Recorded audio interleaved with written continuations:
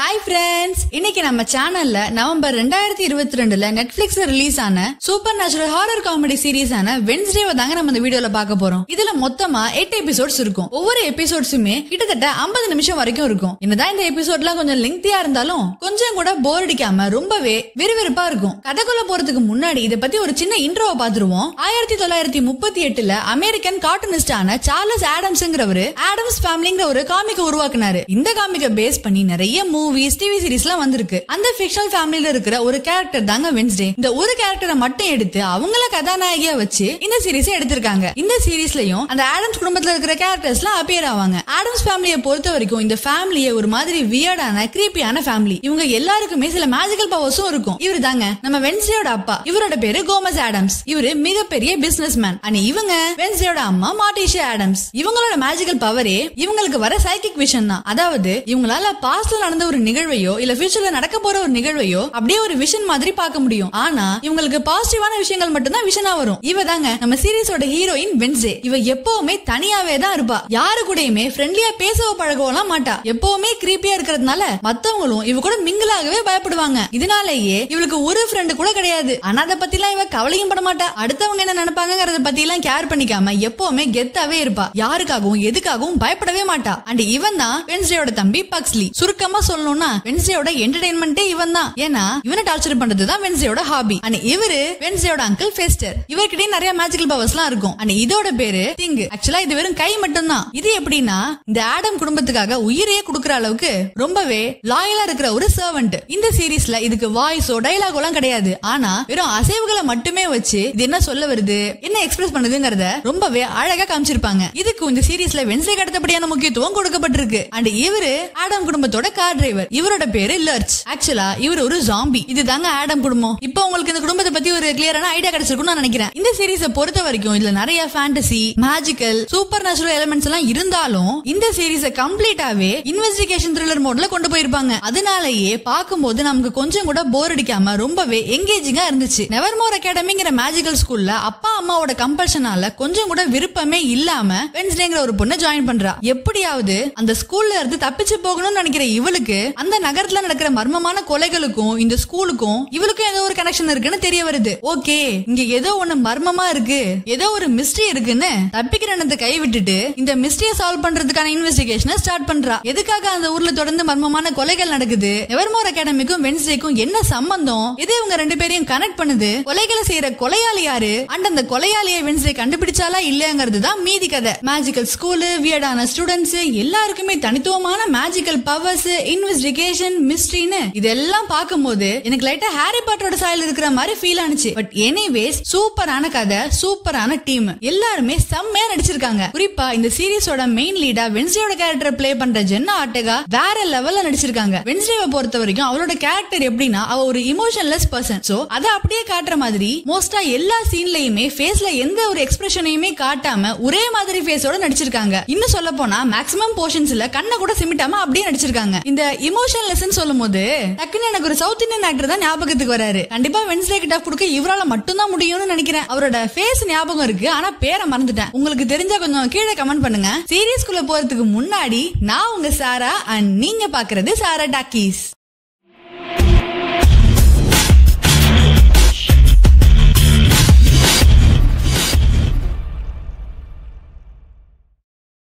சீரிஸோட starting சீன்ல நம்ம Wednesday படிக்கிற ஸ்கூல்ல தாங்க காட்டுறாங்க. நான் ஆல்ரெடி சொன்ன மாதிரி வென்ஸ்டே மத்தவங்கள மாதிரி நார்மலானவ கிடையாது. யாரு கூடவுமே மிங்கிளாக மாட்டா, மத்தவங்க தன்னை பார்த்து பயப்படணும்னு நினைப்பா. எப்பவுமே உருன்னு மூஞ்சி வச்சுக்கிற இந்த வென்ஸ்டேவை அங்க உள்ளவங்களும் கொஞ்சம் வினோதமா தான் பாக்குறாங்க. எல்லாருமே அவகிட்ட இருந்து கொஞ்சம் விலகியே நிக்கிறாங்க. ஆனா இதை பத்தி எல்லாம் அவளுக்கு எந்த கவலையுமே இல்ல. அவ அவரோட லாக்கர் ஓபன் பண்ணும் போது அதுக்குள்ள யாரோ இவரோட தம்பி பக்ஸ்லயே அடிச்சு கட்டி வச்சிருக்காங்க. அவன் பொத்துன்னு கீழே விழுறான். அவனை எழுப்பி யாரோ அவனை எப்படி எல்லாம் பண்ணுதுன்னு கேட்டா எனக்கு தெரியல வென்ஸ்டே, அவங்க யாரையுமே அதுக்கு முன்னாடி பார்த்ததே இல்லன்னு அழுதிட்டு இருக்கான். பக்ஸ்லி, இமோஷன்ஸ் தான் நம்ம வீக்னஸே, அதனால அழாத, கொஞ்சம் ஸ்ட்ராங்கா இரு அப்படின்னு சொல்லிட்டு அவனோட கயிறு அவுக்கும் போது இவளுக்கு சில விஷயம் எல்லாம் தெரிய ஆரம்பிக்குது. அந்த விஷயம்ல இவரோட தம்பி பக்ஸ்லியே சில பசங்க எல்லாம் ஒன்னா சேர்ந்து அடிச்சு இந்த லாக்கருக்குள்ள தள்ள விஷயம் எல்லாம் தெரியுது. அப்படியே பேக்ரவுண்ட்ல ஒரு வாய்ஸ் ஓவரும் வருது. கொஞ்ச நாட்களாவே எனக்கு இந்த மாதிரி விஷயம் எல்லாம் தெரிய ஆரம்பிச்சிருக்கு. இந்த விஷயம் பத்தி நான் இது வரைக்கும் யாருக்கிட்டயுமே சொல்லல. இந்த விஷயம் வரும்போது எனக்கு ஏதோ ஷாக் அடிச்ச மாதிரி இருக்கு, ஆனா இதுவும் நல்லா தான் இருக்குன்னு சொல்றா. வென்ஸ்டேயோட மேஜிக்கல் பவர் இந்த சைக்கிக் விஷன் தான். இந்த பவர் இருக்கிறதால ஒரு பொருளை தொடரப்பையோ இல்ல ஒரு இடத்தை கிராஸ் பண்றப்பயோ அங்க இதுக்கு முன்னாடி என்ன நடந்துச்சு, இல்ல ஃபியூச்சர்ல என்ன நடக்க போகுதுங்கிற விஷயம்லாம் இவளுக்கு அப்படியே ஒரு விஷனா வரும். அதை இவளால பார்க்க முடியும். இதே பவர் தான் இவளோட அம்மாவுக்கும் இருக்கும். ஆனா அம்மாக்கு பாசிட்டிவான விஷயங்கள் மட்டும்தான் விஷனா வரும், வென்ஸ்டேக்கு நெகட்டிவான விஷயங்கள் மட்டும்தான் விஷனா வரும். இந்த பவர் தனக்கு இருக்கிற விஷயத்த வென்ஸ்டே தன்னோட குடும்பத்துக்கிட்ட இருந்தே மறைக்கிறா. வென்ஸ்டேவை பொறுத்த வரைக்கும் யார் என்ன பத்தி என்ன நினைச்சாலும் எனக்கு எந்த கவலையுமே இல்ல, என் வழி தனி வழின்னு கெத்தா போயிட்டு இருப்பா. ஆனா பிரச்சனைன்னு வந்துட்டா இறங்கி மாஸ் காட்டிடுவா. தான் தம்பி கிட்ட பிரச்சனை பண்ணவங்கள மட்டும் சும்மா விட்டுருவாளா என்ன? ஸ்ட்ரைட்டா அந்த பசங்க இருக்கிற ஸ்விம்மிங் பூலுக்கு 2 பாக்கெட் பிரானா மீன்களோட போறா. என் தம்பியை டார்ச்சர் பண்ண எனக்கு மட்டும்தான் உரிமை இருக்குன்னு பிரானா மீன்களை தண்ணிக்குள்ள விடுறா. அந்த மீன்கள் அவங்கள உண்டே இல்லன்னு ஆகுது. இதுல ஒருத்தன் செத்துடுறான், இன்னொருத்தன் உயிருக்கு போராடிட்டு இருக்கான். இந்த அளவுக்கு பயங்கரமான பழி வாங்குற குணம் இருக்கிறவதாங்க இந்த வென்ஸ்டே ஆடம்ஸ். அடுத்த சீன்ல அம்மா மார்டிஷாவும் அப்பா கோமஸ் ஆடம்ஸும் ஜாலியா கார்ல பாட்டு பாடிட்டு வந்துட்டு இருக்காங்க. இத பாக்கும்போது வென்ஸ்டேக்கு ரொம்ப கடுப்பாகுது. தயவு செஞ்சு நிறுத்துங்கன்னு சொல்றா. ஆக்சுவலா வென்ஸ்டே ஸ்கூல்ல இப்படி பண்ணதால அந்த பசங்களோட பேரண்ட்ஸ் எல்லாம் ஒன்னா சேர்ந்து இவ மேல போலீஸ் கம்ப்ளைண்ட் கொடுக்க போறோம்னு சொல்லிருப்பாங்க. இந்த பிரச்சனையில இருந்து இவளை காப்பாத்துறதுக்காக தான் ஜெரிகோ நகரத்துல இருக்கிற நெவர்மோர் அகாடமிங்கிற போர்டிங் ஸ்கூல்ல வென்ஸ்டேவை சேர்க்கறதுக்காக போயிட்டு இருக்காங்க. அந்த ஸ்கூல்ல தான் அப்பாவும் அம்மாவும் படிச்சிருப்பாங்க. அதே ஸ்கூல்லயே படிச்சு அவங்க பண்ண அதே விஷயங்களையே திரும்பவும் பண்றதுக்கு இவ விரும்பல. சோ இந்த ஸ்கூல் மட்டும் வேணான்னு சொல்றா. ஆனா அப்பாவும் அம்மாவும் இந்த ஸ்கூல் தான் உனக்கு கரெக்டா இருக்கும், அது மட்டும் இல்லாம கண்டிப்பா உனக்கு இந்த ஸ்கூல்ல பிடிக்கும் அப்படின்னு சொல்லி தான் அழைச்சிட்டு போயிட்டு இருக்காங்க. 400 வருஷத்துக்கு முன்னாடி இந்த இடத்துல மேஜிக்கல் பவர்ஸ் எல்லாம் இருக்கிறவங்க, வித்தியாசமானவங்க, நார்மலான பீப்புள்னு எல்லாருமே ஒன்னா சேர்ந்து தான் வாழ்ந்து வந்தாங்க. அப்ப ஒருத்தன் அங்க வரான். அவன் நார்மலான பீப்புள் எல்லாம் ட்ரிகர் பண்ணி இப்படி வித்தியாசமானவங்களாலையும் மேஜிக்கல் பவர்ஸ் எல்லாம் இருக்கிறவங்களாலையும் நமக்கு எப்பவுமே பிரச்சனை மட்டும் தான் வரும், இவங்க எல்லாம் உயிரோட இருக்கிறதே ஆபத்து அப்படின்னு சொல்லி எல்லா நார்மலானவங்களையும் ஒன்னா சேர்த்துக்கிட்டு இந்த வித்தியாசமானவங்களையும் மேஜிக்கல் பவர்ஸ் இருக்கிறவங்களையும் உயிரோட வச்சு எரிக்கிறான். அப்புறம் தான் அவனால இந்த ஜெரிகோ நகரமே உருவாக்கப்படுது. அந்த பயங்கரமான சம்பவத்துல இருந்து சில பேர் மட்டும் தப்பிக்கிறாங்க. சில வருஷங்கள் கழிச்சு தப்பிச்சு வந்தவங்க இவங்கள மாதிரி ஆட்களுக்காகவே ஒரு ஸ்கூல் ஆரம்பிக்கிறாங்க. அதுதான் இந்த நெவர்மோர் அகாடமி. இந்த ஜெரிகோ நகரத்துல இந்த மாதிரி மேஜிக்கல் பவர்ஸ் உள்ளவங்க எல்லாம் ஒடுக்கப்பட்டவங்கன்னு சொல்லுவாங்க. அவங்களுக்கு ஊருக்குள்ள வரதுக்கு அனுமதி கிடையாது. நார்மலான பீப்புள் இவங்க கூட பேசவோ பழகவோ மாட்டாங்க. ஆனா இந்த நகரத்தை மேம்படுத்த கவர்மெண்ட்டுக்கு பணம் கொடுத்து உதவுறதே இந்த ஸ்கூல் தான். வென்ஸ்டேவும் வித்தியாசமானவளா இருக்கிறதுனால அம்மா அவளுக்கு இந்த ஸ்கூல் கரெக்டா இருக்கும்னு நினைக்கிறாங்க. இங்க பாரு வென்ஸ்டே, அங்க உன்னை புரிஞ்சுக்க கூடியவங்க நிறைய பேர் இருப்பாங்க, யாருக்கு தெரியும் அங்க உனக்கு ஃப்ரெண்ட்ஸ் கூட கிடைக்கலாம்னு சொல்றாங்க. ஆனா வென்ஸ்டேக்கு அவங்க அம்மாவை சுத்தமா பிடிக்காது. அவங்க எது சொன்னாலும் வேணும்னே அதுக்கு ஆப்போசிட்டா செய்வா. இவங்க இப்படி ஸ்கூலுக்கு போயிட்டு இருக்கிறப்ப ஆப்போசிட்ல ஒரு கார் வருது. அந்த கார்ல ஒருத்தர் லிஃப்ட் கேட்டு வந்துட்டு இருக்காரு. அவரை இறக்கி விடும் போது, நீங்க என்னப்பா பண்ண போற,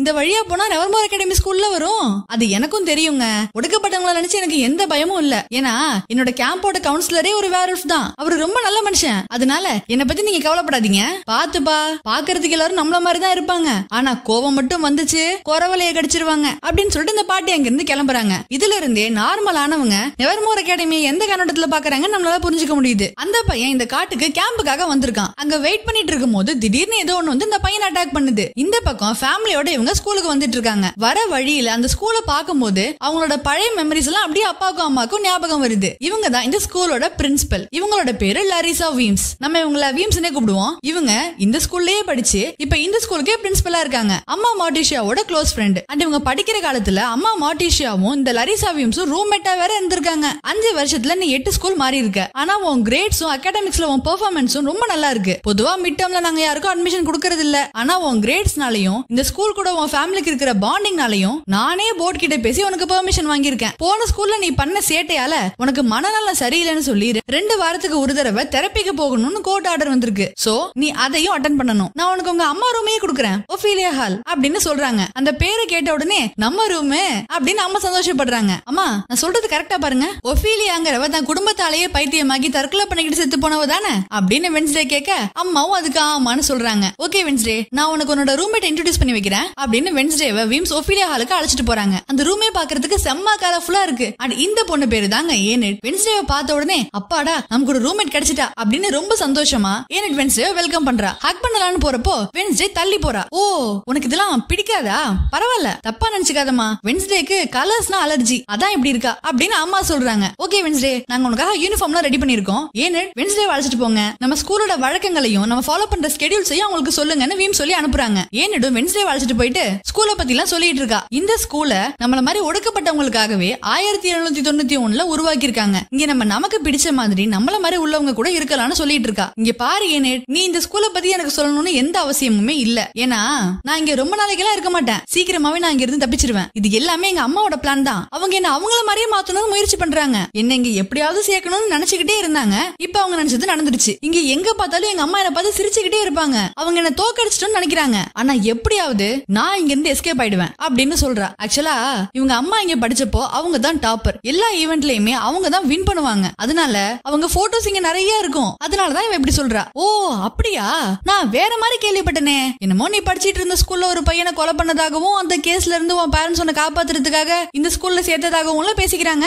கணக்குப்படி 2 ஒருத்தன் உயிருக்கு போராடிட்டு இருக்கான் அப்படின்னு கூலா சொல்லிட்டு வென்ஸ்டே பாட்டுக்கும் போறா. இந்த ஸ்கூல்ல ஒடுக்கப்பட்டவங்க எல்லாம் பல விதம் இருக்கும். அதுல சில பேரை மட்டும் இங்க காட்டுறாங்க. இவங்க வேம்பயர்ஸ், இவங்க வேர்வல்ஃப், அதாவது ஓநாய் மனுஷங்க. பௌர்ணமி வந்தா இவங்க எல்லாம் அப்படியே வேர்வல்ஃபா மாறிடுவாங்க. நம்ம ஏனிடும் இவங்கள மாதிரியே வேர்வல்ஃப் தான். ஆனா இப்ப வரைக்கும் இவ வேர்வல்ஃபா மாறவே இல்ல. இவள வேர்வல்ஃபா மாத்துறதுக்காக இவளோட பேரண்ட்ஸ் இவள இதுக்கு முன்னாடி நிறைய ஸ்கூல்ஸ்ல சேர்த்திருக்காங்க. ஆனா இப்ப வரைக்கும் ஏனிடால ஒரு முழு வேர்வல்ஃபா மாற முடியல. இவங்க எல்லாரும் சைரன்ஸ். இவங்களோட மேஜிக்கல் பவரே இவங்களோட சைரன் சவுண்ட் தான். அதை வச்சு அடுத்தவங்கள மயக்கி இவங்க சொல்றது எல்லாத்தையும் கேட்க வைக்க முடியும். இந்த டீம்ல இருக்கிற இவ பேரு பியாங்கா, நெவர்மோரோட டாப்பர் ஸ்டூடெண்ட். வென்ஸ்டேயோட அம்மா எப்படி அகாடமிக்ஸ்லயும் மத்த ஈவென்ட்லயும் ஒரு முதல் இடத்துல இருந்தாங்களோ அதே மாதிரி இப்ப இருக்கிறது இவ தான். இவனோட பேரு ஜேவியர். இவனோட மேஜிக்கல் பவர் என்னன்னா இவன் வரைகிற விஷயங்களை அப்படியே ரியாலிட்டிக்கு வர வச்சு அதை இவனால கண்ட்ரோல் பண்ண முடியும். அதாவது இவன் சொல்றதை கேட்க வைக்க முடியும். அது மட்டும் இல்லாம ஃபியூச்சர்ல நடக்க போற விஷயங்கள் எல்லாமே இவனோட கனவுல வரும். இதுதான் இவனோட பவர். போன செமஸ்டர் வரைக்கும் ஜேவியரும் பியாங்காவும் லவ் பண்ணாங்க. ஆனா இந்த செமஸ்டரோட ஸ்டார்டிங்லயே இவங்க 2 பேருக்கும் பிரேக்கப் ஆயிடுச்சு. அதனால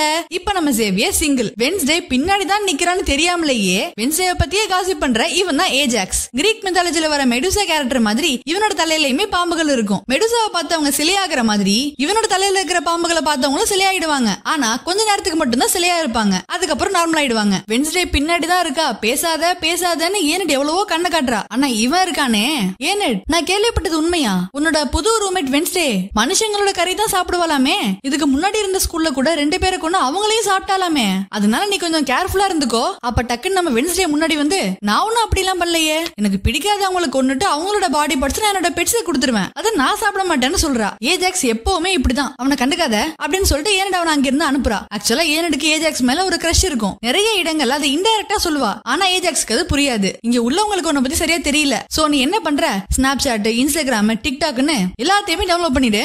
நீங்க எல்லாம் மீனிங்கே இல்லாத வாழ்க்கைக்கு சோசியல் மீடியால மீனிங் தேடிட்டு இருக்கீங்க. நான் ஒன்னும் உங்களை மாதிரி இல்ல அப்படின்னு சொல்லிட்டு வென்ஸ்டே அங்க இருந்து கிளம்புறா. வென்ஸ்டேக்கு டெக்னாலஜி, சோசியல் மீடியா எல்லாம் பிடிக்காது. இதனாலேயே இவகிட்ட மொபைல் போனும் இல்ல. இவளை பொறுத்த வரைக்கும் mobile phone, technology, social media இதெல்லாம் வேஸ்ட்னு நினைக்கிறா. இந்த பக்கம் வென்ஸ்டேயோட ஃபேமிலி அவளுக்கு கடைசியா குட் பை சொல்லிட்டு போகலாமேன்னு வெயிட் பண்ணிட்டு இருக்காங்க. அப்பாவும் தம்பியும் வென்ஸ்டேவை பிரிய போறமே நினைச்சு ரொம்ப வருத்தப்படுறாங்க. தம்பி இவளை ஹக் பண்ணி நான் உன்னை ரொம்ப மிஸ் பண்ணுவேன்னு சொல்லிட்டு போறான். அவங்க 2 பேரையும் அனுப்பிட்டு அம்மா முன்னாடி வந்து இங்க இருந்து தப்பிச்சு போகிறதுக்கு ஏதாவது பிளான் பண்ணிருந்தீங்கன்னா அதெல்லாம் இப்பவே மறந்துரு. நம்ம ஃபேமிலி சேர்ந்த யாரோட வீட்டுக்கு நீ போனாலும் அவங்க எனக்கு உடனே கால் பண்ணிடுவாங்க. அம்மா நீங்க என்ன மறுபடியும் குறைச்சு மதிப்பிட்டுட்டீங்க. நான் இங்க இருந்து தப்பிச்சு போக தான் போறேன். ஆனா நான் எங்க போறேன், என்ன பண்ண போறேன்லாம் உங்களால என்ன கண்டுபிடிக்கவே முடியாது. அப்படியா, அதையும் பார்க்கலாம். பை தி வே வென்ஸ்டே, நான் இதை உனக்காகவே பண்ணேன். இப்படி பார்த்தா W, இப்படி பார்த்தா M, நம்ம இனிஷியல்ஸ். இந்த நெக்லஸ் நம்ம 2 பேரையும் இணைக்கிற ஒரு சிம்பிள். அது மட்டும் இல்ல, இது ரொம்பவே சக்தி வாய்ந்தது. பொதுவா மந்திரவாதிகள் இதை சைக்கிக் விஷனுக்காக பயன்படுத்துவாங்க அப்படின்னு சொல்லி ஒரு சக்தி வாய்ந்த நெக்லஸை இவளுக்கு கிஃப்டா கொடுக்குறாங்க. நெவர்மோர்ல இருந்து உன்னால தப்பிக்க முடியாது.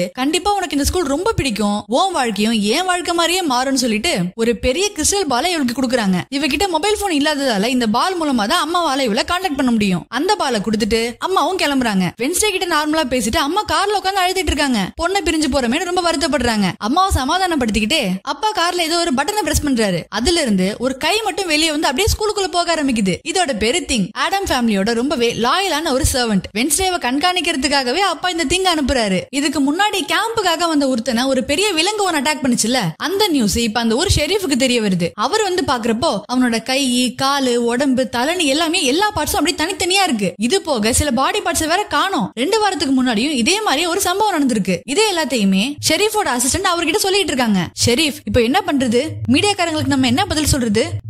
என்ன பதில் சொல்றதா? கேம்புக்கு வந்தவன கரடி கடிச்சிருச்சுன்னு சொல்லு, அவங்க அதை நம்பிதான் ஆகணும். ஆனா இதை பண்ணவன் கண்டிப்பா மனுஷனே கிடையாது. எனக்கு என்னமோ இந்த கொலைக்கும் நெவர்மோர் ஸ்கூலுக்கு ஏதோ கனெக்ஷன் இருக்குமோன்னு ஸ்ட்ராங்கா ஃபீல் ஆகுது. எவிடன்ஸ் மட்டும் கிடைக்கட்டும், அப்புறம் பாரு. கிடைச்சா என்ன பண்ணுவீங்க ஷெரீஃப்? பார்க்க தானே போற இந்த ஷெரீஃபோட ஆட்டத்தை அப்படிங்கிற மாதிரி இந்த ஸ்கூலையே பாத்துட்டு இருக்காரு. இங்க வென்ஸ்டே ஒபிலியா ஹாலையே பாதியா பிரிக்கிறா. அங்க இருக்கிற பெரிய விண்டோல இருக்கிற கலர் பேப்பர்ஸ் எல்லாம் கிழிச்சு ஏனிட் பக்கம் போடுறா. நம்ம வென்ஸ்டேக்கு தான் கலர்ஸ்னாவே அலர்ஜி ஆச்சு. அதனால இவ பக்கம் பிளாக் அண்ட் ஒயிட்டாவும் ஏனிடோட பக்கம் கலர் பவர்ஃபுல்லாவும் இருக்கு. உள்ள வந்து என்ன பண்ற வென்ஸ்டேன்னு கேட்க, நான் நம்ம ரூம பாதியா பிரிச்சுட்டேன், உன்னோட பக்கம் பாக்குறதுக்கு ஏதோ ரெயின்போ வாமிட் பண்ண மாதிரி இருக்குன்னு சொல்றா. இதை கேட்டுட்டு ஏன் டென்ஷன்ல கத்துறப்போ, உன்கிட்ட பேசுறதுக்கு எனக்கு நேரம் இல்ல, எனக்கு அதை விட முக்கியமான வேலை இருக்கு அப்படின்னு சொல்லி டைப் பண்ண ஆரம்பிக்கிறா. வென்ஸ்டேக்கு நாவல் எழுதுற பழக்கம் இருக்கு. அதனால டெய்லியும் 1 மணி நேரம் நாவலுக்காக இவ ஒதுக்கி எழுதிட்டு இருக்கா. அப்போ ஏன் இவ்வளவு டிஸ்டர்ப் பண்ற மாதிரி சவுண்டா பாட்டு போட்டுக்கிட்டு டான்ஸ் ஆடிக்கிட்டு இருக்கா. என்னைய டிஸ்டர்ப் பண்றியா அப்படின்னு வென்ஸ்டே வரும்போது, இன்னும் ஒரு அடி எடுத்து வச்ச என்னோட நகங்களை வச்சு நான் உன்னை புரண்டிடுவேன் அப்படின்னு மிரட்டிட்டு இருக்கா. வந்த முதல் நாள் 2 பேருக்குள்ளயுமே நீ என்ன ஸ்டார்ட் ஆயிடுச்சு.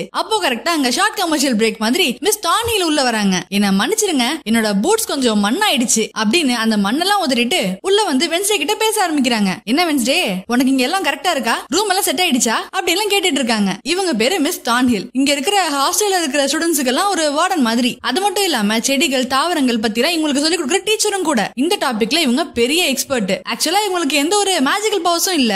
ஆனா நார்மலான மக்களுக்கு நடுவுல கொஞ்சம் வித்தியாசமாவும் அறிவாளியாவும் இருக்கிறதால இவங்களுக்கு நெவர்மோர் சரியான இடமா இருக்கும்னு நினைச்சாங்க. ஆனா இங்க இருக்கிற மேஜிக்கல் பவர்ஸ் இருக்கிற மக்களுக்கு மத்தியில இவங்க ஒரு நார்மலான பர்சனா இருக்கிறதுனால இங்கேயும் இவங்க ஒதுக்கப்படுறாங்க. காலையில நான் கொஞ்சம் பிஸியா இருந்தேன், அதனாலதான் என்னால வர முடியல. இல்லன்னா நானே உனக்கு இந்த ஸ்கூல்ல சுத்தி காமிச்சிருப்பேன். நான் இல்லனா என்ன, உன்னோட ரூம்மேட்டே உனக்கு எல்லாமே சொல்லிருப்பான்னு நான் நினைக்கிறேன். இது நான் உனக்காக கொண்டு வந்தேன் அப்படின்னு பிளாக் டாலியாங்கிற ஒரு பூவை கொடுக்குறாங்க. நான் எப்பவுமே என்னோட ஸ்டூடெண்ட்ஸ்க்கு ஏத்த மாதிரியான கிஃப்ட் தான் கொடுப்பேன். அப்ளிகேஷன்ல உன்னோட ஸ்டேட்மெண்ட் படிச்ச உடனே உனக்கு இந்த கிஃப்ட் கரெக்டா இருக்கும்னு தோணுச்சு, அதான் கொண்டு வந்தேன் அப்படின்னு சொல்றாங்க. வென்ஸ்டேயும் அவங்களுக்கு தேங்க்யூ சொல்றா. ஸ்கூலோட ரூல்ஸ் எல்லாம் சொல்லிட்டு நம்ம தானியல் கிளம்புறப்போ, ஜெரிகோ சிட்டிக்குள்ள நம்ம ஏன் போக கூடாது, அதனால என்ன பிரச்சனை வரும் அப்படின்னு கேக்குறா. சிட்டிக்குள்ள போறதுக்கெல்லாம் நமக்கு உரிமை கிடையாது, அதெல்லாம் நமக்கு வர மாதிரி. சிட்டில இருக்கிற மக்களுக்கு நெவர்மோர்ல உள்ளவங்கள பிடிக்காது, நம்மள கண்டாலே அவங்களுக்கு ஆகாது. சோ இனிமே சிட்டிக்குள்ள போறத பத்தி எல்லாம் யோசிக்காத அப்படின்னு சொல்லிட்டு அவங்க போறாங்க. அடுத்த நாள் காலையில ஃபென்சிங் கிளாஸ் போயிட்டு இருக்கு. அங்க எல்லாருமே பிராக்டிஸ் பண்ணிட்டு இருக்காங்க. அங்க வென்ஸ்டே பிளாக் ட்ரெஸ்ல வரா. அவளை ஃபாலோ பண்ணிக்கிட்டு திங்கும் வருது. அங்க பியாங்காக்கும் ரோவனுக்கும் மேட்ச் போயிட்டு இருக்கு. அதுல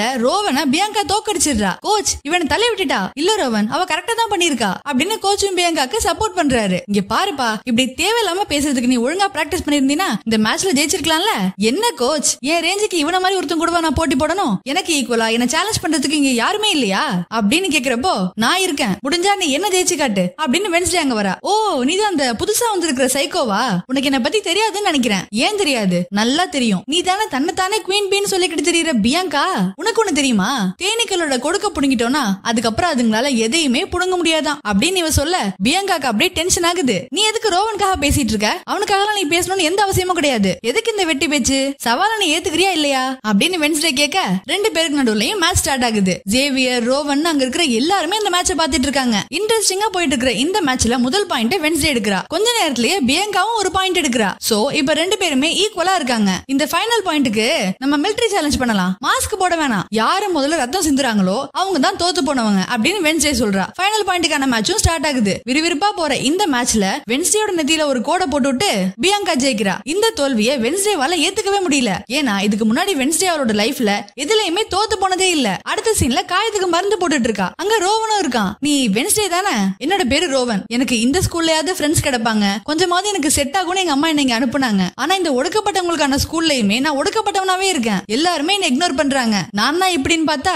இப்போ எனக்கு போட்டியா நீ வந்துட்ட, எனக்காக பேச போய் தானே உனக்கு அடிபட்டுச்சு அப்படின்னு அதுக்கு சாரி கேக்குறான். எனக்கு இப்படி பண்ணவங்கள நான் சும்மா விட மாட்டேன் அப்படின்னு வென்ஸ்டே அங்க இருந்து கோவமா கிளம்புறா. அவளுக்கு தன்னை யாரோ ஃபாலோ பண்ற மாதிரியே ஃபீல் ஆகுது. அது வேற யாரும் இல்லங்க, நம்ம திங்கு தான். அது ஒளிஞ்சிருக்கிற லட்சணம் அப்படி இருக்கு. வெளியே வரப்போ மேல இருக்கிற ஒரு சிலை அப்படியே நகர்ந்து வந்து வென்ஸ்டே மேல விழ போகுது. இவளும் அதை பார்த்துட்டு நகராம அங்கே நிக்கிறா. கடைசி செகண்ட்ல ஜேவியர் வந்து இவளை தள்ளி விட்டு காப்பாத்துறான். அந்த அதிர்ச்சியிலேயே வென்ஸ்டே மயங்கிட்டா. அடுத்த சீன்ல வென்ஸ்டேக்கு ட்ரீட்மெண்ட் எல்லாம் போயிட்டு இருக்கு. ஒரு வழியா அவளும் கண்ணை முழிச்சிட்டா. எனக்கு ஞாபகம் இருக்கிறதெல்லாம் கோபத்திலையும் விரக்தியிலையும் நான் நடந்து போயிட்டு இருந்தப்போ அந்த சிலை அப்படியே என் மேல விழ பார்த்துச்சு. நான் கற்பனை பண்ண மாதிரியே சாக போறேன்னு நினைச்சேன். என்ன எதுக்காக நீ காப்பாத்துன, இப்போ நீ என்ன காப்பாத்துனதுனால நான் உனக்கு நன்றியோட இருக்கணும்னு நீ நினைக்கிறியா, அதெல்லாம் ஒண்ணு வேணாம், நன்றி மட்டும் சொன்னா போதும். நீ என்ன காப்பாத்த வேண்டிய அவசியமே இல்ல, என்ன காப்பாத்திக்க எனக்கு தெரியும். நீ கொஞ்சம் கூட மாறவே இல்ல வென்ஸ்டே, நீ செஞ்ச ஒரு பெரிய உதவிக்கு நான் உனக்கு நன்றி கடன் செலுத்தி இருக்கேன்னு நினைச்சுக்கோ அப்படின்னு இவன் ஒரு பிளாஷ்பேக்க சொல்ல ஆரம்பிக்கிறான். ஆக்சுவலா ஜேவியரோட பாட்டியும் வென்ஸ்டேயோட பாட்டியும் க்ளோஸ் ஃப்ரெண்ட்ஸ். ஜேவியரோட பாட்டியோட ஃபியூனரல் அன்னைக்கு ஜேவியரும் இன்னும் சில குழந்தைங்களும் சேர்ந்து ஹைட் அண்ட் சீக் விளையாண்டுட்டு இருக்கும்போது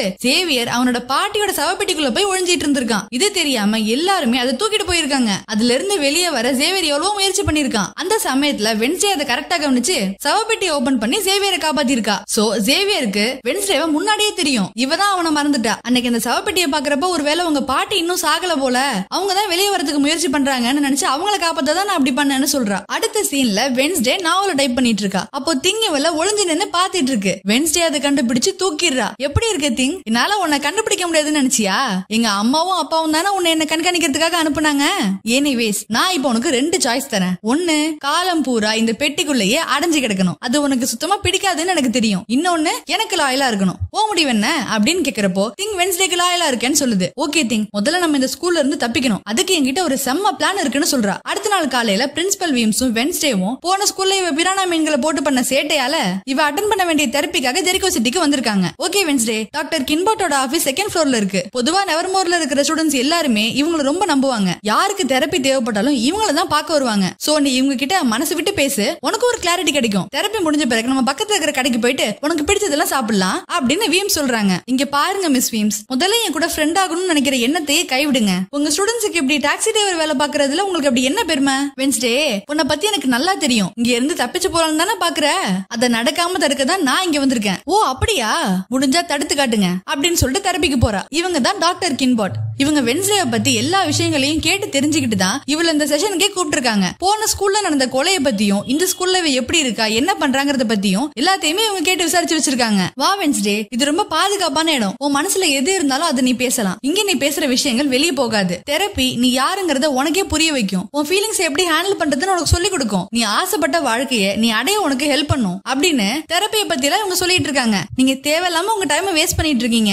எப்பயுமே என்னோட பிலாசபி என்னன்னா, ஒன்னு கொல்லணும் இல்ல செத்துறணும். எப்படி எக்ஸாம்பிளுக்கு உன் தம்பியை யாராவது அடிச்சா அவங்கள பிரானா மீன்களை வச்சு கொல்லணும், அப்படிதானே? ஆமா, போறேன்னு வந்ததுக்கு அப்புறம் ஆயுதம் இல்லாம நான் அங்க போனா நான் முட்டாள் ஆயிடுவேன். அதுக்காக தான் நான் ஆயுதத்தோட அங்க போனேன். ஒரு சின்ன பையனை கொடூரமா தாக்கி இருக்க, ஆனா அதை பத்தி உனக்கு எந்த கவலையும் இல்ல. நான் எந்த தப்பும் பண்ணல, நான் பண்ணது சரிதான், அதனால எனக்கு எந்த கவலையும் இல்ல. நான் ஆசைப்பட்ட வாழ்க்கைய வாழ எனக்கு தெரப்பி எல்லாம் தேவையில்ல. எனக்கு என்ன வேணும்னு எனக்கு தெரியும். நான் கிளம்புறேன். வெயிட் பண்ணுமா, அதுக்குள்ள எங்க கிளம்புற? இன்னும் செஷனே முடியல. ஓகே, நீ எந்த மாதிரி வாழ்க்கைய வாழணும்னு ஆசைப்படுற? உனக்கு ஆத்தர் ஆகணும்னு ஆசை, கரெக்டா? இது வரைக்கும் நீ 3 நாவல் எழுதியிருக்க. எல்லாமே வைப்பருங்கிற ஒரு இளம் டிடெக்டிவ பத்தி எழுதியிருக்க. அவளை பத்தி கொஞ்சம் சொல்ல கேப்போம். வைப்பர் ரொம்ப ஸ்மார்ட்டானவ, ரொம்ப வித்தியாசமானவ, புத்திசாலி. ஆனா மத்தவங்க தான் அவளை தப்பா புரிஞ்சுப்பாங்கன்னு சொல்றா. ஆக்சுவலி வென்ஸ்டே வைப்பருங்கிற இமேஜினரி கேரக்டரை மையமா வச்சு டிடெக்டிவ் ஸ்டோரிஸ் மாதிரி நாவல்களை எழுதிட்டு இருக்கா. இப்ப வரைக்கும் இமேஜினரி ஸ்டோரி தான் அவ நாவலா எழுதிட்டு இருக்கா. ஆனா இனிமே அவ எழுதிட்டு இருக்கிற நாவல்ல அவளோட லைஃப்ல நடக்கிற விஷயங்களையும் அவ கலந்து எழுதுவா. டாக்டர் கின்போட் அந்த 3 நாவலையுமே நல்லா படிச்சுட்டாங்க. வென்ஸ்டே, உன்னோட 3 நாவலுமே ரொம்ப நல்லா இருக்கு. ஆனா நீ ஏன் இன்னும் ஒரு நாவல கூட பப்ளிஷ் பண்ணல? எடிட்டர்ஸ் எல்லாம் விஷயம் தெரியாத பயந்தாங்குளிங்க. அதுல ஒருத்தங்க நான் எழுதிக்கிறத பார்த்துட்டு நீ எழுதிக்கிற விஷயங்கள் எல்லாமே ரொம்ப பயங்கரமா இருக்கு, போய் ஒரு நல்ல சைக்காட்ரிஸ்டா பாரு அப்படின்னு சொன்னாங்க. சரிமா, அதுக்கு நீ என்ன பண்ண? நான் பதிலுக்கு அவங்களுக்கு தேங்க்யூ லெட்டர் அனுப்பி வச்சேன் அப்படின்னு இவ சொல்றா. ஆக்சுவலா 4-5 எலிப்பொறியை செட் பண்ணி அத பாக்ஸ்ல கிஃப்ட் மாதிரி வச்சு அனுப்பியிருப்பா. அங்க அப்படி பண்ணிட்டு என்ன விமர்சிக்கிறவங்களையும் எனக்கு வர விமர்சனங்களையும் நான் எப்பவுமே மனசார ஏத்துப்பேன்னு சொல்றா. ஓ அப்படியா, ரொம்ப நல்லது வென்ஸ்டே. நீ எழுதின நாவல நான் படிச்சேன். எனக்கு அதை படிக்கிறப்போ வைப்பருக்கும் அவங்க அம்மா டொமினிகாக்கும் இருக்கிற அந்த ரிலேஷன்ஷிப் இருக்குல்ல, அது கொஞ்சம் வித்தியாசமா தெரிஞ்சது. அத பத்தி நம்ம பேசலாமா அப்படின்னு கேக்குறப்போ இல்ல முடியாது, நான் பேச மாட்டேன் அப்படின்னு வென்ஸ்டே சொல்றா. இல்ல வென்ஸ்டே, இந்த தெரப்பில நம்ம அன்கம்ஃபர்டபிளா இருக்கிற விஷயங்களை பத்தி பேசிதான் ஆகணும் அப்படின்னு டாக்டர் சொல்றப்போ அதுக்கு முன்னாடி நான் ரெஸ்ட் ரூம் போகணும் அப்படின்னு ரெஸ்ட் ரூம்குள்ள போய் அங்க இருக்கிற ஜன்னலை திறந்து அது வழியா தப்பிக்கிறா. அப்படி ஓடும்போது ஆப்பிள் பேக் பண்ணி எடுத்து வைக்கிற ஒருத்தர் மேல மோதிடுறா. உடனே இவளுக்கு ஒரு விஷன் வருது. அதுல இந்த வண்டி ஆக்சிடென்ட் ஆகி இவரு கழுத்து உடைஞ்சு இறந்து போற மாதிரி எல்லாம் இவளுக்கு தெரியுது. விஷன்ல இருந்து இவன் நார்மல் ஆனதுக்கு பிறகு அந்த ஆப்பிளை தள்ளி விட்டதால இவர் இவள திட்டுறாரு. எந்த பதிலுமே பேசாம நம்ம வென்ஸ்டே ஸ்ட்ரைட்டா ஒரு காஃபி ஷாப் குள்ள போறா. அங்க போய் எஸ்பிரஸோ கேட்க எஸ்பிரஸோ மிஷின் ஒர்க் ஆகாம அதுல இருந்து புகையா வந்துட்டு இருக்கு. அந்த மிஷினை எப்படி சரி பண்றதுன்னு தெரியாம அங்க வேலை பாக்குற டைலரும் முழிச்சிட்டு இருக்கான். இந்த பையன் பேரு டைலர். இந்த ஊரோட ஷெரீஃப் இருக்காருல்ல, அவரோட பையன் தான் இவன். இந்த மிஷின் இப்படிதான் அடிக்கடி ரிப்பேர் ஆயிடும். இது சரி பண்ற இன்ஸ்ட்ரக்ஷன்ஸ் எல்லாம் வேற இட்டாலியன்ல இருக்கா, அதனாலதான் எனக்கு புரியல அப்படின்னு புலம்பிட்டு இருக்கான். அந்த இன்ஸ்ட்ரக்ஷன்ஸ் எல்லாம் படிச்சு பார்த்துட்டு இது உனக்கு நான் சரி பண்ணி தரேன் அப்படின்னு வென்ஸ்டே ஒத்துக்கிறா. நம்ம வென்ஸ்டேக்கு இட்டாலியன் எல்லாம் தெரிஞ்சிருக்கு. நான் உன் மிஷினை சரி பண்றேன், பதிலுக்கு நீ எனக்கு ஒரு காஃபி போட்டு கொடுத்துட்டு உடனே டாக்ஸிக்கு கால் பண்ணி வரவை. இங்க டாக்ஸி எல்லாம் கிடைக்காது, நீ வேணா ஊபர் கூப்பிட்டுக்கோ. நான் டெக்னாலஜிக்கு அடிமையாக விரும்பல, அதனால என்கிட்ட மொபைல் போனே இல்ல. இங்க பக்கத்துல ட்ரெயினாவது கிடைக்குமா? கிடைக்குமே, பக்கத்துல பெர்லிங்டன் ஸ்டேஷன் இருக்கு. இங்க இருந்து அங்க போறதுக்கு 1/2 மணி நேரம் ஆகும். நீ பண்ண இந்த உதவிக்கு வேணும்னா நானே உன ஸ்டேஷன்ல டிராப் பண்றேன். அப்போ ஓகே, காஃபியை பார்சல் பண்ணிட்டு உடனே கிளம்பு. இல்லமா, உடனே எல்லாம் என்னால வர முடியாது, என் ஷிஃப்ட் முடிய இன்னும் 1 hour இருக்கு. எனக்காக வெயிட் பண்ண முடிஞ்சா பண்ணு, இல்லனா நீயே போ அப்படின்னு இவன் சொல்றான். இவளும் இவனுக்கு பணம் எல்லாம் கொடுத்து பாக்குறா. ஆனா எவ்வளவு பணம் கொடுத்தாலும் ஷிஃப்ட் முடியாம நான் வெளியே வர மாட்டேன்னு இவன் கண்டிப்பா சொல்லிடுறான். வேற வழி இல்லாம அவனுக்காக அவ அங்கேயே வெயிட் பண்றா. அப்ப காமெடியான காஸ்டியூமோட அங்க 3 பேர் வராங்க. வென்ஸ்டேவை பார்த்துட்டு நெவர்மோர் அகாடமில இருக்க வேண்டிய நீ இங்க ரெடி பண்ணிட்டு இருக்க, யாரா நீங்களா? ரொம்ப பக்தி பரவசமா சுத்திட்டு இருக்கீங்க அப்படின்னு வென்ஸ்டே அவங்களை கலாச்சிட்டு இருக்கா. நாங்கெல்லாம் பில்கிரம் வார்ட்ல வேலை பாக்குறோம், அங்க இப்படிதான் ட்ரெஸ் பண்ணுவாங்க அப்படின்னு அந்த 3 பேருமே சொல்றாங்க. ஆக்சுவலா 400 வருஷத்துக்கு முன்னாடி முன்னாடி நல்லா இருந்த மக்களை பிரெயின் வாஷ் பண்ணி மேஜிக்கல் பவர்ஸ் உள்ளவங்களை ஒன்னா சேர்த்து வச்சு எரிச்சு கொன்னு இந்த ஜெரிகோ நகரத்தை உருவாக்குனார்ல ஜோசப் கிராக்ஸ்டோன். அவரோட நினைவா இந்த பில்கிரம் வேர்ல்டுங்கிற தீம் பார்க்க இந்த ஊரோட மேல் உருவாக்கி இருக்காரு. 400 வருஷத்துக்கு முன்னாடி இந்த நகரம் எப்படி இருந்துச்சோ, இந்த மக்கள் எப்படி ட்ரெஸ் பண்ணிருந்தாங்களோ அதை காட்டுற வகையில இப்பயும் இந்த தீம் பார்க்ல உள்ளவங்க அதே மாதிரி ட்ரெஸ் பண்ணிருப்பாங்க. அதனாலதான் இவங்களோட காஸ்டியூம் இப்படி இருக்கு. ஓ, பில்கிரம் வேர்ல்டா? ஒரு பைத்தியக்காரனால மட்டும்தான் பல பேரை கொண்டு குவிச்சவனுக்காக தீம் பார்க் எல்லாம் கட்ட முடியும். இந்த தீம் பார்க் எங்க அப்பாவோடது, நீ அவரே பைத்தியக்காரன் சொல்றியா அப்படின்னு மேயரோட பையன் டென்ஷன் ஆகுறான். இவன் தான் இந்த ஊரோட மேயரோட பையன். இவனோட பேரு லூக்கஸ். வென்ஸ்டேவும் விடலையே, பதிலுக்கு பதில் பேசிட்டு இருக்கா. வென்ஸ்டே பேசின பேச்சுல கடுப்பான இந்த 3 பேருமே வென்ஸ்டே கிட்ட தேவையில்லாம வம்பிழுக்கிறாங்க. இவ சும்மா விடுவாளா? 3 பேரையும் போட்டு புரட்டி எடுக்கிறா. இவ அடிச்ச அடியில 3 பேருமே ஆளுக்கு ஒரு திசையில போய் விழுந்து கிடக்குறாங்க. இந்த ஃபைட் முடிஞ்ச பிறகு கரெக்டா இங்க அந்த ஊர் ஷெரீஃப் வராரு. இவங்க 3 பேரையும் பார்த்துட்டு, டெய்லர் இங்க என்ன நடக்குது? அப்பா நான் ஒண்ணும் பண்ணல, இவங்க 3 பேரும் தான் கஸ்டமர் கிட்ட வம்பிழுத்தாங்க, இந்த பொண்ணு தான் இவங்களை அடிச்சா அப்படின்னு இவனும் சொல்றான். என்னது, இந்த பொண்ணா இவங்க 3 பேரையும் அடிச்சா அப்படின்னு ஷெரீஃபும் ஆச்சரியமா பாத்துட்டு இருக்காரு. அந்த கேப்ல பிரின்சிபல் வீம்ஸ் கரெக்டா இவளை கண்டுபிடிச்சு அங்க வந்துட்டாங்க. மிஸ் ஆடம்ஸ், உங்களை எங்கெல்லாம் தேடுறது? நீங்க இங்கதான் இருக்கீங்களா? சரி வாங்க போலாம் அப்படின்னு அழைச்சிட்டு போக பாக்குறாங்க. ஒரு நிமிஷம், நீ ஆடம் குடும்பத்தை சேர்ந்தவளா? அப்படின்னா கோமஸ் ஆடமோட பொண்ணா நீ? ஆமா, ஒரு கொலையை பண்ணிட்டு கைதியா ஜெயிலுக்குள்ள இருக்க வேண்டியவன் ஜாலியா வெளியே சுத்திட்டு இருக்கான். அப்பன போலவே புள்ளன்னு சொல்லுவாங்க, நீ அவன மாதிரிதான் இருக்க. இனிமே நான் அவனை என்னைக்குமே கண்காணிச்சுக்கிட்டே இருப்பேன் அப்படின்னு ஷெரீஃப் சொல்றாரு. ஓகே ஷெரீஃப், இப்ப நாங்க கிளம்புறோம் அப்படின்னு வீம்ஸ் இவள அழைச்சிட்டு போறாங்க. போற வழியில வெளியே வந்த முதல் நாளே ஷெரீஃப் கண்ணில் பட்டுட்டியா, நீ இது மாதிரிதான் பண்ணுவேன்னு எனக்கு நல்லா தெரியும் அப்படின்னு இவள திட்டிக்கிட்டே வராங்க. அப்போ வழியில ஒரு விபத்து நடந்திருக்கு. இந்த விபத்து தான் வென்ஸ்டேயோட விஷன்ல வந்திருக்கும். அதை பார்த்துட்டு, கடவுளே டிரைவருக்கு ஒன்னும் ஆயிருக்க கூடாது அப்படின்னு வீம்ஸ் வேண்டிக்கிறாங்க. இல்ல வீம்ஸ், இந்நேரத்துக்கு அந்த டிரைவர் கழுத்து உடைஞ்சு செத்து போயிருப்பாரு அப்படின்னு இவ சொல்றா. அவ சொன்ன மாதிரியே டிரைவரும் செத்து போயிருக்காரு. இப்பதான் வீம்ஸுக்கு இவளோட பவர் என்னங்கறதே தெரிய வருது. அடுத்த சீன்ல செல்லோங்கிற இசைக்கருவியை வென்ஸ்டே பயங்கரமா வாசிட்டு இருக்கா. இதை கேட்டுட்டு ஸ்கூல்ல உள்ள சேவியர், தான்ஹில், பிரின்சிபல் வீம்ஸ்னு எல்லாருமே அந்த இசையை ரசிக்கிறாங்க. இந்த மியூசிக் வந்து கேட்கறதுக்கு உண்மையாலேயே செம்மையா இருக்கு. இன்னொரு பக்கம் ரோவன் யாருக்கும் தெரியாம ரகசியமா ஒரு ரூம் குள்ள போறான். அது ஏதோ பாக்குறதுக்கு லைப்ரரி மாதிரி இருக்கு. அதுல இருக்கிற ஒரு புக்கை தொடாமலேயே எடுக்கிறான். இதுதான் இவனோட பவர். இதுக்கு பேரு டெலிக்னசிஸ். அதாவது மனசக்தியை பயன்படுத்தி ஒரு பொருளை தொடாமலேயே தூக்கவோ நகர்த்தவோ இவனால முடியும். அந்த புக்ல ஒரு பேஜ்ல ஒரு பெரிய டிராயிங் ஒண்ணு இருக்கு. அதை அப்படியே இவன் பாதியா கிழிச்சு எடுக்கிறான். இன்னொரு பக்கம் டெய்லர் அவங்க அப்பாவோட ரூமுக்கு போயிட்டு வென்ஸ்டே அப்பாவோட கேஸ் ஃபைல தேடி எடுக்கிறான். அந்த பக்கம் பார்த்தா ஷெரீஃப் இதுக்கு முன்னாடி காட்டுக்குள்ள நடந்த கொலைகளை பத்தி ஒரு மைண்ட் மேப் மாதிரி ரெடி பண்ணி, யார் இந்த கொலைகளை பண்ணிருப்பா, கொலையை பண்ணது மனுஷனா இல்ல மிருகமா அப்படிலாம் யோசிச்சு பாத்துட்டு இருக்காரு. கொஞ்சம் ரிலாக்ஸா ஃபீல் பண்றதுக்காக தான் வென்ஸ்டே இதை வாசிக்கவே ஆரம்பிச்சா. ஆனா இன்னமும் அவளுக்கு பெட்டரா ஃபீல் ஆகல. இந்த இடத்துல ஏதோ ஒன்னு தப்பா இருக்கு அப்படின்னு சொல்லிட்டு இருக்கா. அப்போ அங்க வந்து ஏனெடுக்க இவ திங்க இன்ட்ரோடியூஸ் பண்ணி வைக்கிறா. அன்னைக்கு பௌர்ணமிங்கிறதுனால வேர்வல்ஃபோட சவுண்ட்லாம் ரொம்ப அதிகமா இருக்கு. பக்கத்துல பார்த்தா ஏனெட் ரொம்ப சோகமா இருக்கா. நீயும் வேர்வல்ஃப் தானே, அப்புறம் ஏன் நீ இன்னும் மாறல? அது ஏன்னு எனக்கும் தெரியல. முழு வேர்வல்ஃபா மாறணுங்கிறதுக்காக நான் பல டாக்டர்ஸ் எல்லாம் கூட பார்த்தேன். அவங்களும் நான் எப்ப வேணாலும் வேர்வல்ஃபா மாறலன்னு தான் சொன்னாங்களே தவிர நான் ஏன் இன்னும் வேர்வல்ஃபா மாறாம இருக்கேன்னு சொல்லல. நான் மட்டும் முழு வேர்வல்ஃபா மாறல, அப்புறம் எனக்கு பார்ட்னரே கிடைக்காது, அதுக்கப்புறம் என் குடும்பத்துல இருந்து என்ன ஒதுக்கி வச்சிருவாங்க அப்படின்னு சொல்லிட்டு அழுதிட்டு இருக்கா. இதெல்லாம் ஒரு பிரச்சனையா? இப்போ நீ எதுக்காக அழுதிட்டு இருக்க? ஏன்னா நான் சோகமா இருக்கேன். சோகமா இருந்தா அழுவாங்க. உனக்கு இது கூட தெரியாதா?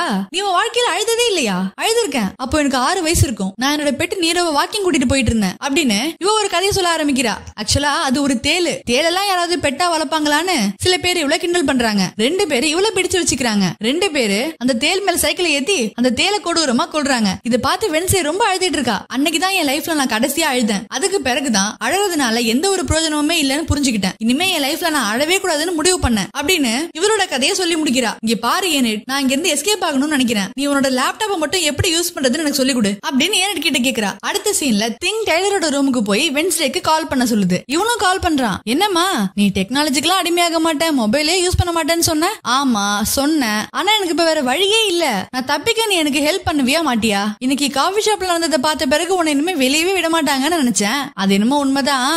இந்த வீக்கெண்ட்ல ஒரு ஃபெஸ்டிவல் வருது இல்ல, அதுக்காக நாங்க எல்லாருமே சிட்டிக்கு வருவோம். அங்க வச்சு நான் தப்பிக்க ட்ரை பண்ணுவேன். நீ மட்டும் நான் ரயில்வே ஸ்டேஷன்ல டிராப் பண்ண, நான் உனக்கு நிறைய நல்லது பண்ணுவேன்னு சொல்றா. டெய்லரும் ஓகே சொல்றான். அந்த ஹார்வெஸ்ட் ஃபெஸ்டிவலும் வருது. அந்த ஃபெஸ்டிவலுக்கு போகணும்னு டெய்லர் அவங்க அப்பா கிட்ட பெர்மிஷன் கேட்டுட்டு இருக்கான். பெரிய வாக்குவாதமே போயிட்டு இருக்கு. இவனை நம்பியா நீ எஸ்கேப் ஆக பிளான் பண்ண? எனக்கு என்னமோ இவன் மேல நம்பிக்கை இல்ல அப்படின்னு ஏனெட் சொல்றா. ஆனா எனக்கு நம்பிக்கை இருக்கு அப்படின்னு சொல்லிட்டு திரும்பும் போது, உன்னால என்கிட்ட இருந்து தப்பிக்கவே முடியாது அப்படிங்கிற மாதிரி தூரத்துல இருந்து வீம்ஸ் இவள பாத்துக்கிட்டே இருக்காங்க. அதையும் பாத்துடலாம் அப்படிங்கிற மாதிரி வென்ஸ்டே அங்க இருந்து கிளம்புறா. டைம் இல்ல வென்ஸ்டே, நம்ம சீக்கிரமா கிளம்பணும். அப்பா கொஞ்ச நேரம் தான் எனக்கு டைம் கொடுத்திருக்காரு. ஓகேப்பா பதறாத, நீ பார்க்கிங்ல வெயிட் பண்ணு. வெடி வெடிக்கிற சமயத்துல நானும் பார்க்கிங் வந்துடுறேன், நம்ம எஸ்கேப் ஆயிடலாம் அப்படின்னு அவனை அனுப்புறா. இங்க ஒரு கேம்ல வின் பண்ணி ஒரு பெரிய பாண்டா பொம்மையை ஜெயிச்சு வீம்ஸ் கிட்ட கொடுத்து அவங்கள டிஸ்ட்ராக்ட் பண்ண சொல்லி கடைக்காரரை அனுப்புறா. அவனும் அந்த பொம்மையை கொடுத்து வீம்ஸை டிஸ்ட்ராக்ட் பண்றான். பொம்மையை கொடுக்கற கேப்ல வென்ஸ்டே அங்க இருந்து எஸ்கேப் பாக்குறா. ஆஹா இவ்வளவு வேற காணுமே, தப்பிச்சிட்டாலே அப்படின்னு பிஎம்சில தேட ஆரம்பிக்கிறாங்க. இப்பதான் அந்த ஃபெஸ்டிவல்ல வெடி வெடிக்க ஆரம்பிக்குது. வென்ஸ்டேவும் தப்பிச்சு இந்த பார்க்கிங்க்கு வந்துட்டா. அங்கிருந்து கிளம்புறதுக்கு முன்னாடி வென்ஸ்டேயோட அப்பாவோட கேஸ் ஃபைல் இருக்குல்ல, அத டெய்லர் வென்ஸ்டே கிட்ட கொடுக்கறான். அதை வாங்கிட்டு கிளம்புறப்போ காஃபி ஷாப்ல அடி வாங்கின அந்த 3 பசங்களுமே மறுபடியும் சண்டைக்கு வராங்க. வென்ஸ்டே இப்ப ஃபைட் பண்றதுக்குலாம் நேரம் இல்ல, முதல்ல நம்ம இங்க இருந்து தப்பிக்கணும் அப்படின்னு டைலர் வென்ஸ்டே அழைச்சிட்டு ஓடும் போது வென்ஸ்டே ரோவனை இடிக்கிறா. உடனே அவளுக்கு ஒரு விஷன் வருது. அந்த விஷன்ல ஒரு காகம் இருக்கு, ஒரு வித்தியாசமான புக்கு தெரியுது, நெவர்மோர் அகாடமி அப்படியே பத்தி எரியுது, ரோவன் கொடூரமா கொல்லப்படுறான். இதெல்லாம் பார்த்துட்டு எழுந்திருக்கும் போது வென்ஸ்டேவை பார்த்துக்கிட்டே ரோவன் காட்டுக்குள்ள ஓடிட்டு இருக்கான். டைம் ஆச்சு, சீக்கிரம் போலாம் அப்படின்னு டைலர் சொல்றான். ஆனா டைலரை விட்டுட்டு ரோவனை காப்பாத்த வென்ஸ்டே அவனை ஃபாலோ பண்ணிக்கிட்டு காட்டுக்குள்ள ஓடிட்டு இருக்கா. இது எல்லாத்தையுமே ஜேவியரும் பார்த்துட்டு இருக்கான். வென்ஸ்டே சொல்றதை கேட்காம ரோவன் பாட்டுக்கும் காட்டுக்குள்ள ஓடிட்டு இருக்கான். ரோவன் போகாத நில்லு, உனக்கு ஒரு ஆபத்து இருக்கு. ஆபத்து எனக்கு இல்ல வென்ஸ்டே, உனக்கு தான் அப்படின்னு அவனோட பவர் மூலமா வென்ஸ்டேவை தூக்கி மரத்துல அடிக்கிறான். 25 வருஷத்துக்கு முன்னாடி இதே நெவர்மோர்ல தான் எங்க அம்மாவும் படிச்சாங்க. அவங்க ஒரு பெரிய சைக்கிக். அவங்க தான் இந்த பெயிண்டிங்க வரைஞ்சாங்க. அவங்க சாகிறதுக்கு முன்னாடி உன்னாலதான் இந்த நெவர்மோர் அகாடமி அழியும்னு, நீங்க எப்ப காலடி எடுத்து வைக்கிறியோ அப்பவே உன்னை கொல்ல வேண்டியது என்னோட கடமைன்னு, உன்னை கொன்னு எல்லாரையும் காப்பாத்தணும்னு என்கிட்ட சொன்னாங்க. அப்போ அன்னைக்கு நீ தான் என்ன கொல்ல பாத்தியா?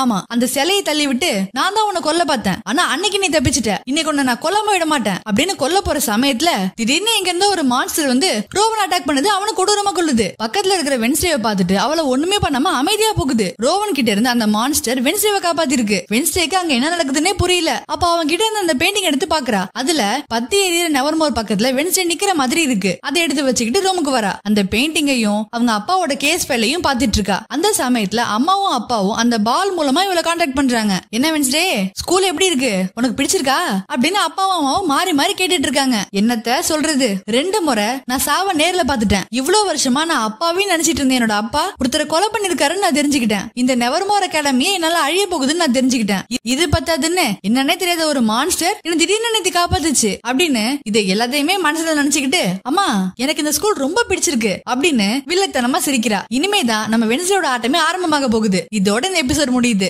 யார் இந்த மான்ஸ்டர், அந்த மான்ஸ்டருக்கு பின்னாடி இருக்கிற கதை என்ன, கோமஸ் ஆடம்ஸ் கொலைகாரனா இல்லையா, ரோவனோட அம்மா பண்ண பெயிண்டிங்ல இருக்கிற மர்மம் என்னங்கறது எல்லாம் நம்ம அடுத்த எபிசோட்ல பார்க்கலாம். அதுக்கு முன்னாடி இந்த வீடியோ உங்களுக்கு பிடிச்சிருந்தா மறக்காம லைக் பண்ணுங்க. நீங்க நம்ம சேனல் இன்னும் சப்ஸ்கிரைப் பண்ணலனா மறக்காம சப்ஸ்கிரைப் பண்ணுங்க. தேங்க்ஸ் ஃபார் வாட்சிங்.